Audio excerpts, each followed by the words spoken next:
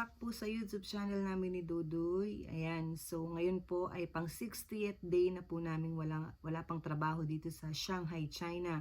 So halos lahat po tayo ngayon ay pare-parehas ng sitwasyon. Naka-home quarantine po tayong lahat at wala po tayong pinagkukuhanan ng income. So ang pwede na lang po natin gawin ngayon, lalo na po dyan kayo sa Pilipinas, ay maglibang-libang kasama po ang inyong mga pamilya.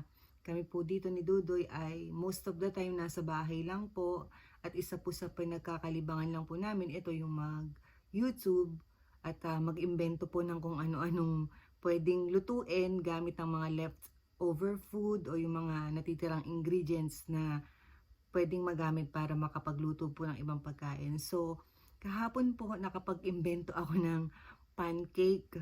Kaya guys, kung gusto niyo pong malaman kung paano po ito lutuin, panoorin niyo po itong buong video para po meron kayong mamerienda dyan sa bahay. Panigurado po magugustuhan to ng mga kids.